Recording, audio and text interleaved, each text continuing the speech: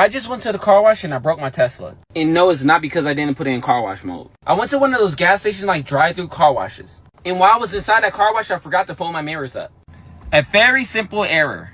So while I was inside the car wash, like one of those brushes knocked my mirror off. Well, not the whole mirror, just the bottom part. You see that little black part? That's the only part that fell off. So after the car wash was over, I went out and dried my car and I parked it and put my hazards on. I pretty much wanted to see exactly where that little piece was so I could put it back on my car. So now it was a line at the car wash and I went to the front of the line and I tried to get the attention of the person in front. So I went to the kiosk area where you go in and you slide your car to pay. And it was two women inside of a Toyota with their windows rolled up, not trying to look at me. And I'm waving and I'm trying to get their attention and they're just looking straight. They just don't want to look at me. They're like, don't give them any eye contact. So I keep waving, trying to get their attention. And then they finally look at me and they're like, no, we don't have no money. Like, no. Like, no, you can see the gesture. Like, they don't want to give me any money. And I'm like in my head and I'm thinking, like, bro, do I look like I'm poor to you?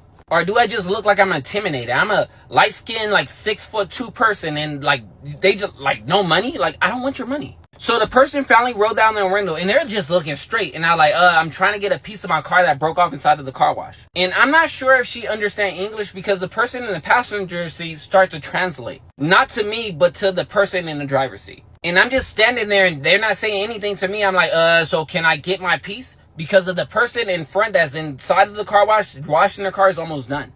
And still, silence.